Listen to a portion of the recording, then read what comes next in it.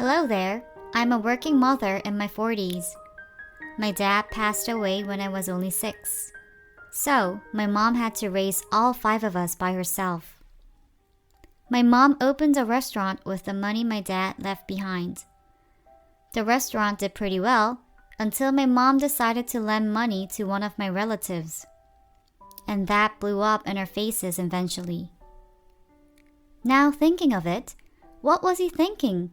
Lending money from a woman who lost her husband and has 5 kids to feed? Anyway, that relative went into bankruptcy and decided to disappear.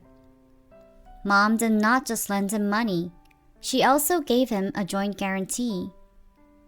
All of our stuff were covered with red Caesar stickers. Mom ended up working in someone else's kitchen again, but it was never enough to take care of 5 children. My older sister and brother decided to work instead of going to college, which gave us a little room to breathe until my mom was hospitalized. All those hard years brought her down. She suddenly collapsed one day and was diagnosed with gastric cancer. I was a sophomore in high school then, but decided to work like my sister and brother. They told me to study, but I just couldn't. It's not fair for them to bear the burden for themselves.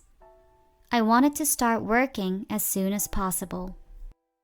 So I tried to quit school, but my sister and brother told me not to. Especially my sister strongly disagreed. How would Mom feel about this? On top of her illness, now she'll feel worse thinking she's ruining her child's life. Her words got me through high school, and I started working right away after graduation. I worked as an accounting assistant, but did all sorts of things. Running coffee errands all day, gluing receipts, and sorting out the mail filled my days. People who don't know my situation even said, "Why are you wasting your youth doing such things? Use your time on something productive. Study for your future maybe. You have too many days ahead to waste your time like this." But I was just happy that I could be of help to my family. Luckily, my mom passed the critical points, and the treatment also worked well for her, so she started to get better little by little. Around that time, my section chief planned to move to another company and offered me to go with him. He said he's been watching me working hard and wanted me to join him. The size of the company was a little small, but he said I would be treated properly as an accountant. "You're detailed and good at your job, so you'll quickly adapt to the place. I don't do this often, but I have trust in you and your capability. This kind of opportunity doesn't come so often. You'll also get a higher salary. Just give it a thought." I decided to move to another company when I heard about a higher salary. And of course, the fact that I was now able to do a proper accountant job was another reason.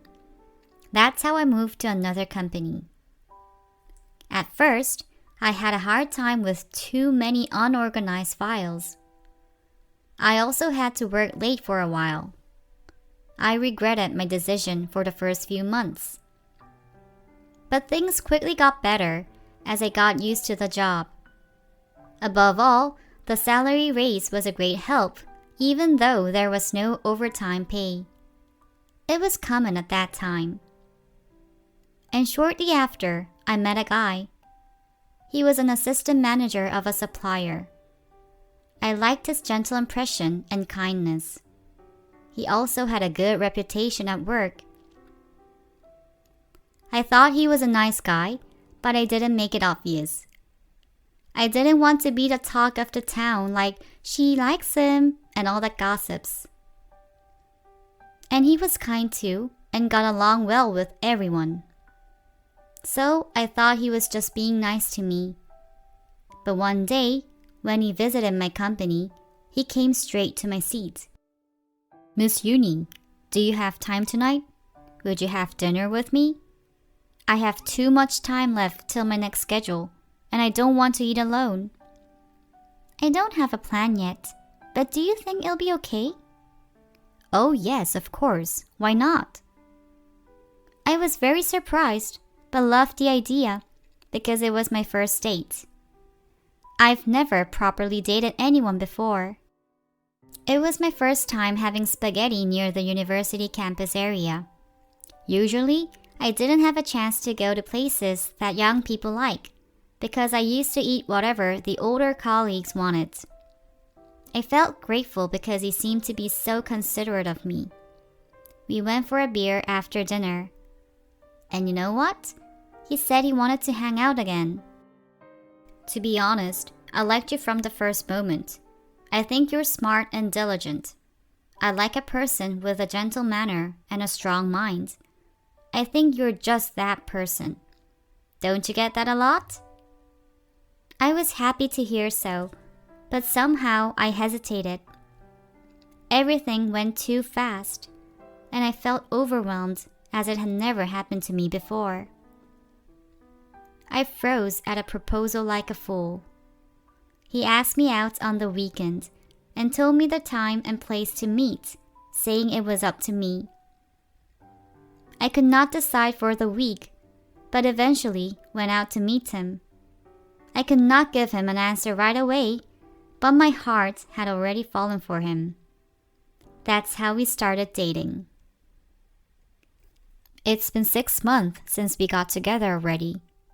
Actually, there's something I've been wanting to say when the right time comes. I want to spend the rest of my life with you. Will you marry me? Oh, I've never thought about that before. And my older sister and brother haven't married yet, and I also have to take care of my younger siblings. Then he began to persuade me. Order doesn't matter. Anyone can get married first. I think you tend to be too attached to your family. You're living for the sake of others.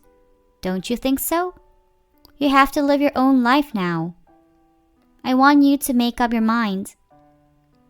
I was a little confused, as I never thought of it that way. My older sister was still working so hard, not being able to have a boyfriend, so I felt like I was being selfish.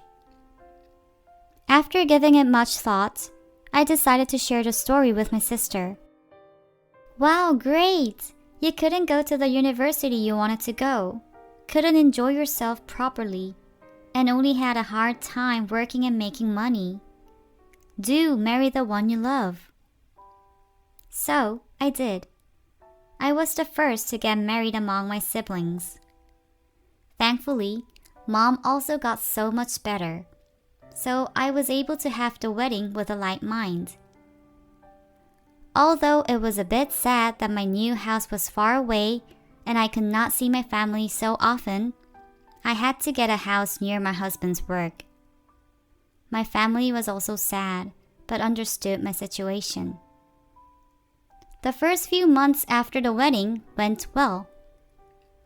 My husband came home right after work and helped me with the house chores. But more and more, he came home late or even couldn't make it home because of night duties.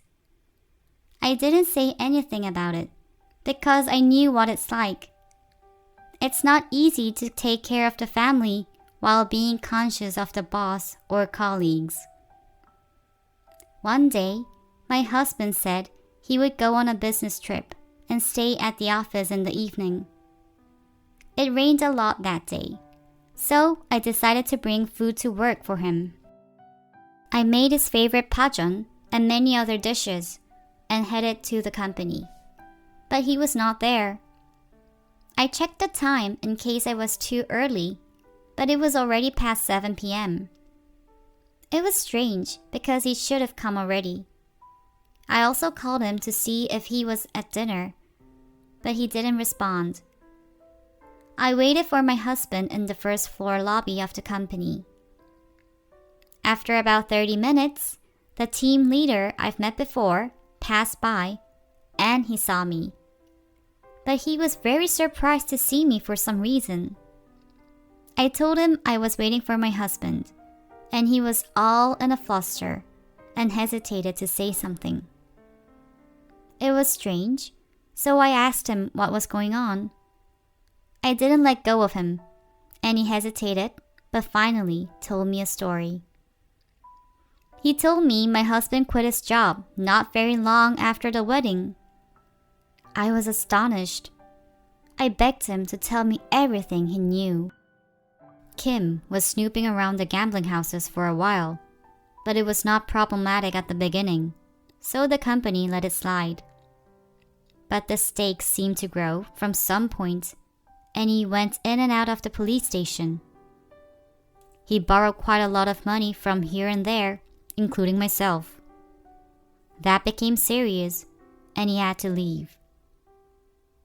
Then he added that I should go because people would bother me with the money if they saw me. I realized what it meant to be speechless. I had to come home with a shattered mind, not knowing where my husband was. I tried to call him for the whole night, but he did not answer, not once. I stayed up all night.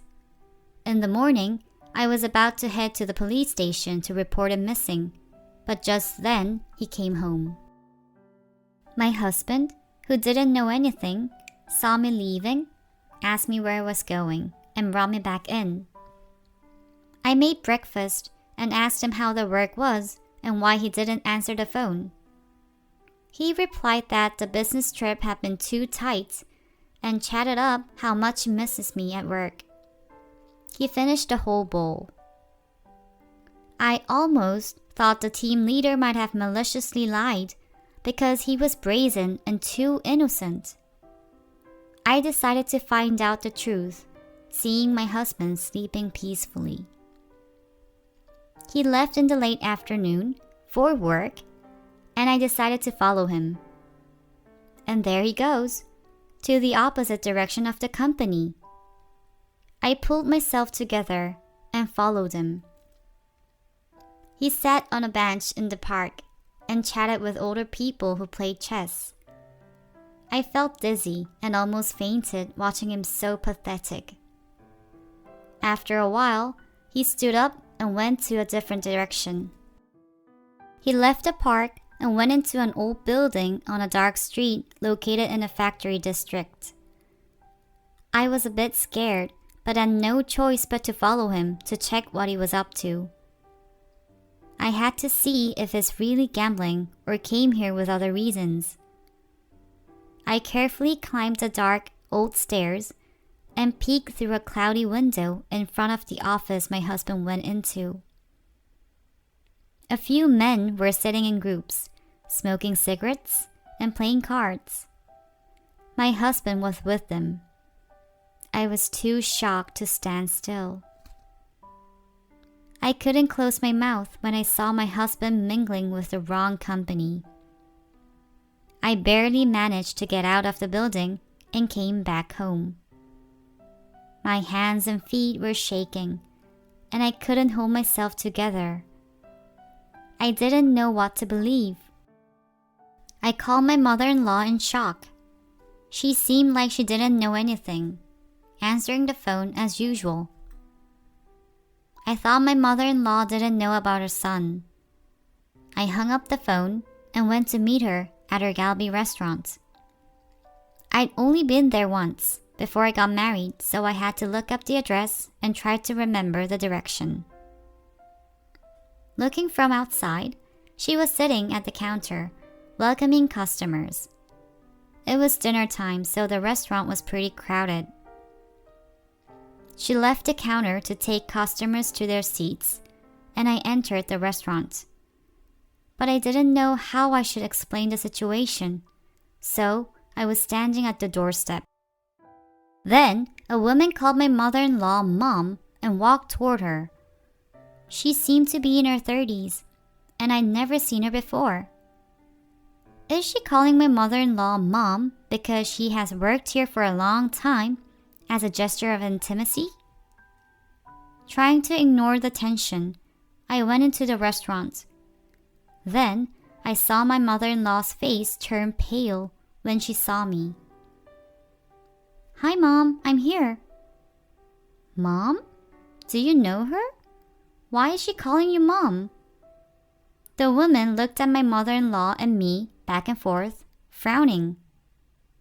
Then, my mother-in-law dragged me by the wrist. She explained the whole story when we got a little far away from the restaurant. Honey, I'm not your mother-in-law. Your husband borrowed money from me, but never paid me back. So, I went to find him, and he forced me to play the role, saying that he'll work hard to pay me back if I did this. I'm sorry I lied to you, but I didn't have a choice. I need that money back, so I thought he would keep his promise, but he hasn't paid me back yet. It's driving me crazy. And she added that her daughter didn't know about this, and she likes to keep it that way. She also urged me not to come back. After my fake mother-in-law left, I collapsed. I couldn't tell which was true or false anymore. That night, my husband came home late, saying that he was exhausted from work. He asked me to fix him dinner, lying down in the living room. I didn't make it obvious and did everything he asked me to do. As he intentionally deceived me, I had to be careful. I had to dig deep into the truth. The next day, my husband got fully dressed in nice clothes and a tie and went out to work. I got into action right away. I decided to look for people my husband introduced as his father, sister, and aunt. The father-in-law was a random person whom he met at the gambling house. The sister and aunt were part-time actors. Did he really think that he could lie to me for the rest of his life? I was at a loss for words. I got myself together and waited for him to come home. He came home on time. On time from work, with a bag of chicken in one hand. Let's have fried chicken for dinner. I get tired of rice sometimes. This is the chicken that I've been telling you. It's terrific. You'll thank me later. Oh yeah? Good? Or is it good because you borrow money from them? Then, my husband suddenly changed his attitude and started to yell at me. What the heck are you talking about?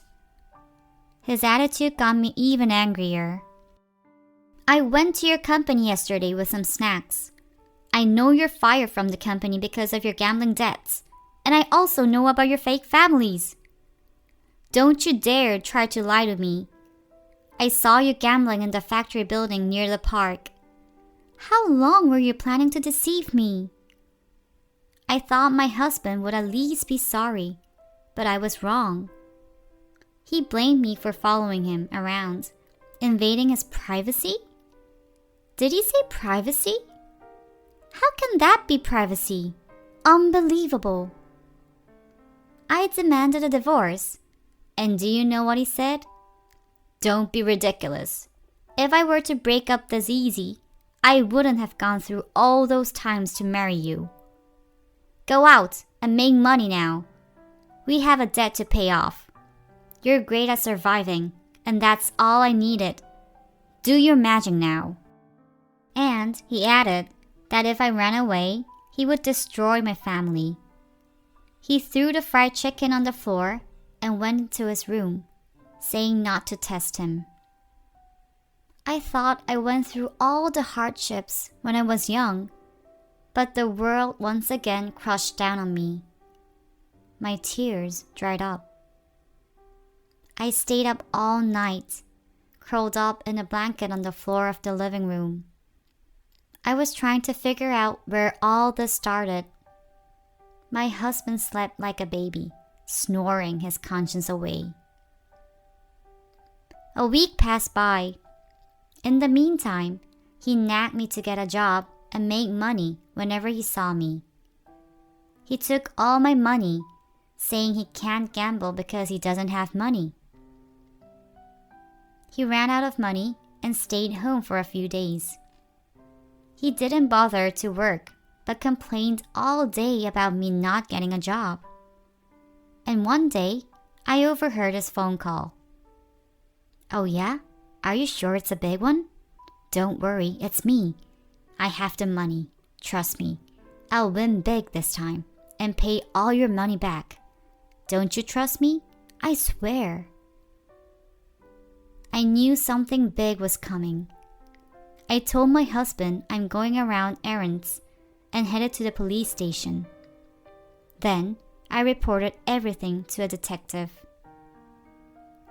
The detective wrote everything on his note and asked me to give him a heads up when my husband left the house, and to be careful. I could feel the sincerity of his words, and it almost made me burst into tears. I didn't realize how much words from a stranger can comfort me until then. I still remember the detective and his words. I hurried back home with groceries and made him dinner. While eating, he demanded that I give him all the money from my account. I asked him what the money was for, pretending not to know anything. He shouted, "You don't need to know." He quietly giggled, saying he can win big at once, and ate like a madman. That's when I understood why people say one's gambling can only be stopped by cutting the risks. I gave him all my bank books. He snapped it off my hands, all excited and proud. He had a cell phone I'd never seen before and waited for a call. I think he's got some kind of a deal with the person he talked to the other day. 2 days later, he got a call in the middle of the night. After receiving the call, he left the house at once with a bunch of money in his hands. I saw to which direction he was going from the balcony. He was heading to the back of the street, away from the main road. I called the detective right away and told him he had just left the house and which direction he had gone to. The detective told me to wait now, as they would take care of the situation. A while later, I got a call. It was the detective. He said they arrested all the gamblers, including my husband. The detective asked me to come. The police station was filled with gamblers arrested from the gambling house. My husband in the cell told me to come closer. I just looked at him and didn't go. While I was talking to the detective, I could feel that my husband was looking at me the whole time. The detective explained that my husband has a history of illegal gambling, and this time he was found acting as a decoy to encourage participation in a fraudulent gambling. He added that my husband would be imprisoned, so this was the time to say anything I want to say. I walked to the cell where my husband was. "How dare you lie to me like this and threaten me with my family? Did you really think you could get away with this? I'm leaving you. If you don't play along nicely, I won't stop here." He begged me to help him out, but soon he started to bang the wall, saying his calculation was wrong. I thought he was going insane. I regretted my past days when I couldn't think straight just because he was nice to me. Do you think people are stupid? I don't know how many people you've fooled until now, but I'm different. Try to reflect on yourself while spending time in jail for the rest of your life. I left, and my husband called my name. On that day, I went back to my home, where my family was, and that's how my short marriage ended. My family comforted me, saying I made the right decision before it got too big. Since then, I've been working hard as an insurance planner, and I met a good man. I couldn't let my guards down as I had to go through all the mess, But this man waited for me. It's been exactly 10 years since I got married again. I have 2 sons now. I'm still working. I still don't know what kind of person my ex-husband was. Sometimes I wonder who he really is. But what's the point of knowing now, right? The fact that he's a crook won't change. Anyway, that was my long story. Just like the saying, every cloud has a silver lining. I'm having the best days of my life now. I couldn't ask for more as long as it stays this way. Thank you for listening to my story. I hope every one of you was happy. And make sure you take good care of yourselves.